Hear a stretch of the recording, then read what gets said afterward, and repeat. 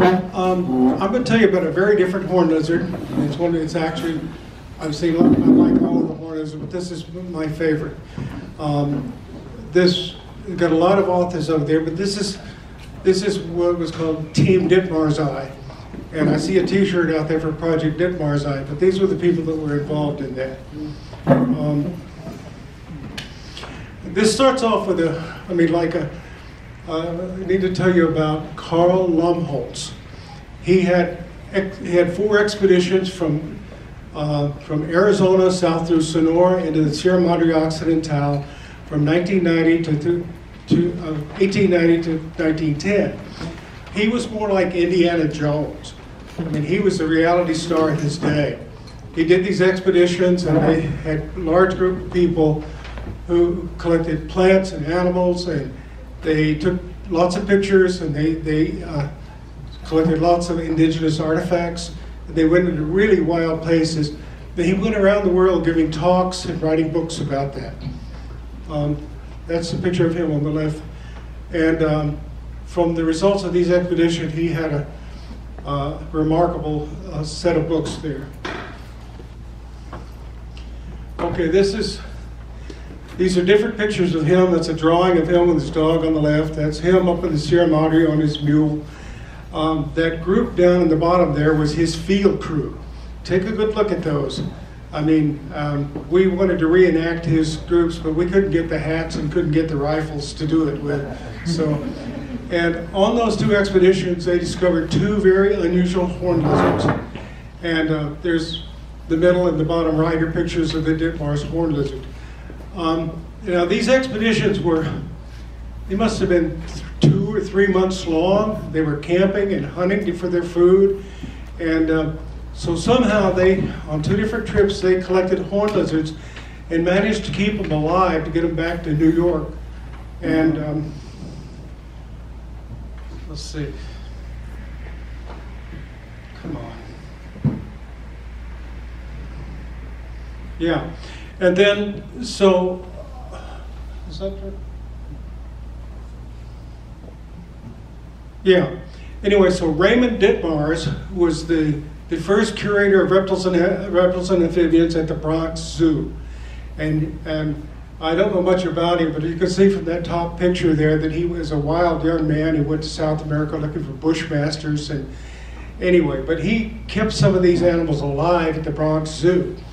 And then later he gave them to Leonhard Steniger, another Norwegian who was eventually became the head curator at the Smithsonian University. And in 1906, he described the new species as Phrynosoma ditmarsi, named after Raymond Ditmars. But in there, he says, I'm not really sure this is a horned lizard because it doesn't have any horns. Anyway, but so that's what Steniger looked like. Now, that was in 1906, and the last animal found in the wild was 1998. So it was not until 1971 that they were rediscovered. And those original descriptions just said in Sonora, Mexico, near the border. That's all they said. And so, Vincent Roth was the director of the Southwestern Research Station of the American Museum in Portal, Arizona, in the Chiricahua Mountains. He was an entomologist, and he started this search to try to figure out about this. He borrowed those specimens from the Smithsonian, and borrowed those two specimens that were preserved from the Lumholtz expedition, and did a forensic analysis of the stomach contents. And he found 7 species of ants, but he also found grasshoppers, and he found a jumping spider. He found little bits of rock that he was able to identify to suggest what kind of habitat it came from. And he sort of narrowed it down a bit where that lizard could have come from. And then Roth, while he was at it, he talked to a mining engineer near Cananea, Sonora, and says, well, if you see any horned lizards, bring them to me.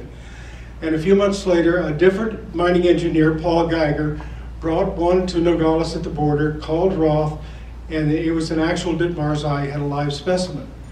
And then, so that came from a place called the Mina Alacran. Say it was in the Sierra Manzanal.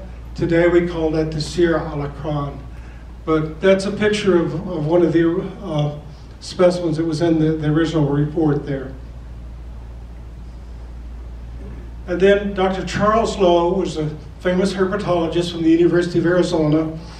He was a very tall, big man, 6'5", but his booming voice and his personality, he could have been 11 feet tall. I mean, he was bigger than life, and he was a wild man, a crazy man, but he was a super scientist and inspired lots of people to do herpetology, to do ecology.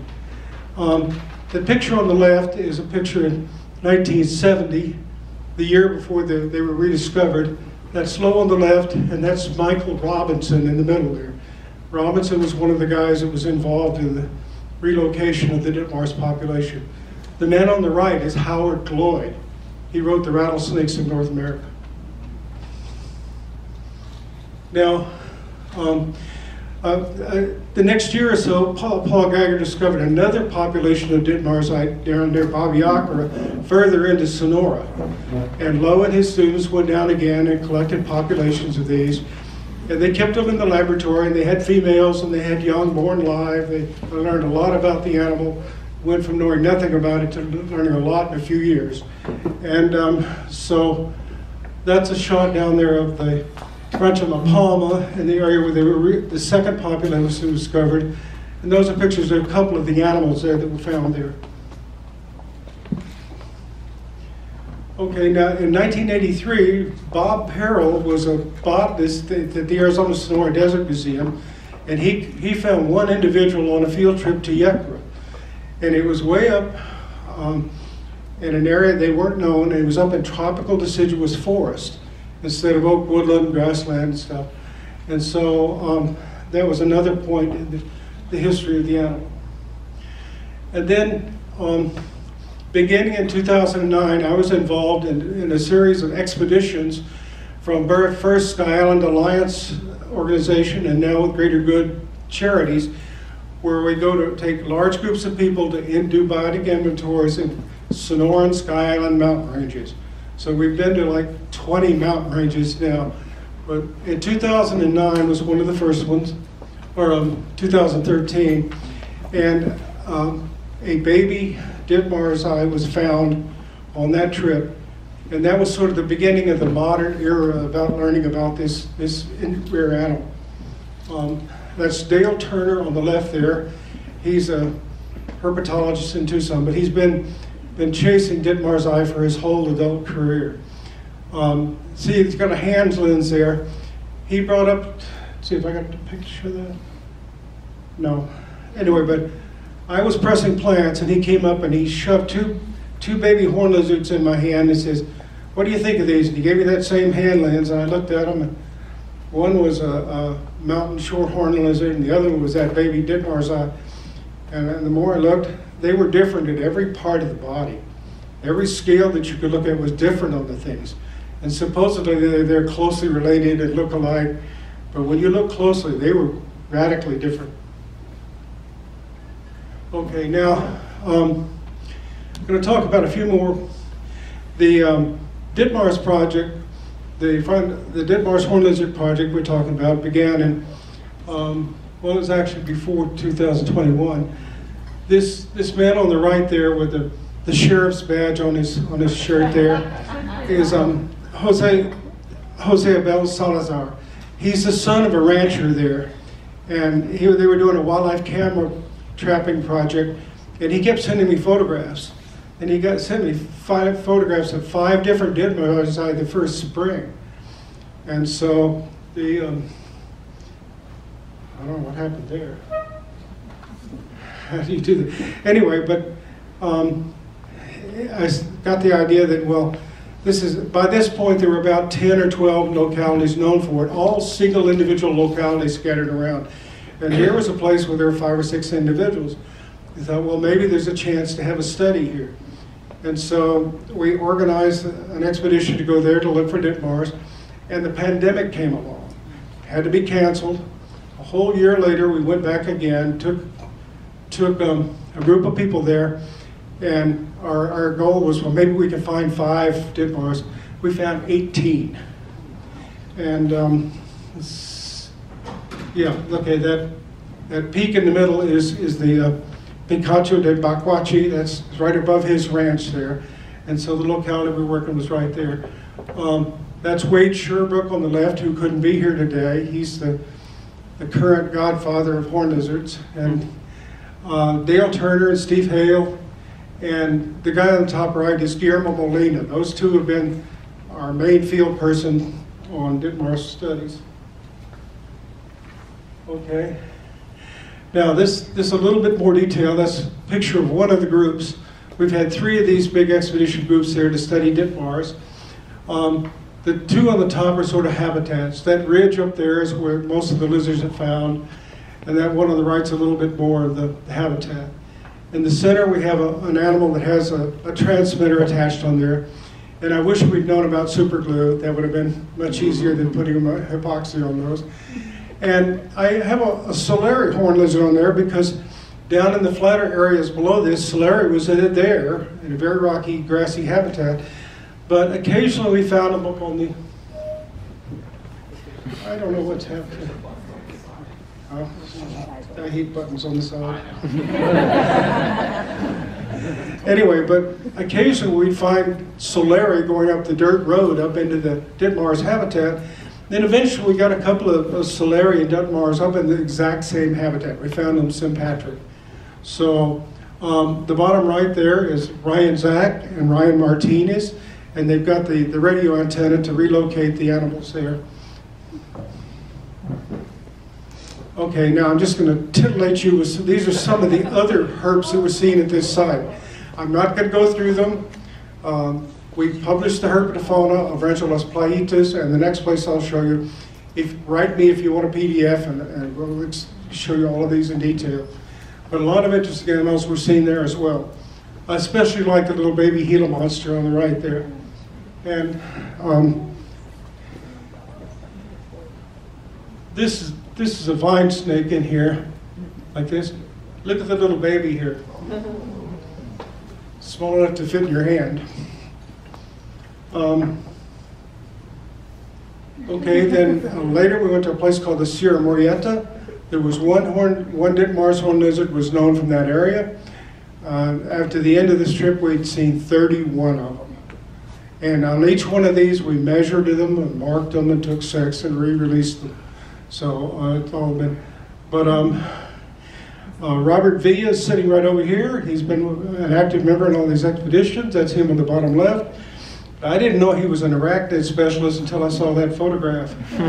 Look at that vinegaroon on his face there. Yeah. So what am I going to say about this? Anyway, but you can see various different kinds of, the ones on the top with color are usually breeding males. They have more color. They can be yellow or red or orange. And the one on the bottom, they were just showing off. They found so many that day. He's holding 2 adults with 3 babies on top of them they found there. Jose Abel's 6'5". He's a big guy. And that day he was riding on top of a giant pickup truck on top of the rack on top of that. And he was seeing baby Ditmars horn lizards from there. He said, stop, there's another one. So anyway. Now here's another teaser. I just want to point out on this one, Robert over here caught this lizard. It's a Scoloporus poinsettii. It's mainly a Chihuahuan Desert Mexican plateau animal. We were very surprised to see it on the Sierra Morieta, but notice that animal had a split tail. Come on. Yeah, right there, look at that. And I'm not going to go into it, but that's the spotted box turtle, Terrapini nelsoni. Okay. Now, a few years ago, we went to another place. The Sierra Alacran is one of the places we thought that the original ones from the Lumholtz expedition were found. We'd been back there a couple of times. They hadn't seen any more of them. So we took another expedition up to there, and we went back to the mine site and didn't find them. The last day we went up to a pine forest area in a canyon, and they hiked in the grassy slopes up above, and they found 6 of them. So the original rediscovery was 71 years. This is 50 years later after they rediscovered them in this area. So anyway, we found, and I like this photograph. This was 5 of the animals that were found right there. And this is the herpetologist admiring them. I don't know if they're uncles or proud parents, or but anyway, the thing about these animals are not afraid of people. They're sitting on that rock, and we went and caught some grasshoppers right there and put them in front of them. They ate them right out of our hands. So I mean, they're really, really cool animals. Now, a little bit of summary here. This map is where this lizard is currently known. There's like 60 individual localities. They're all in the state of Sonora. It's endemic to the state of Sonora. Sonora probably has the highest diversity of horned lizards of any state in the U.S. or Mexico. We've got 8 species in the state of Sonora. But that's where they're found today. So,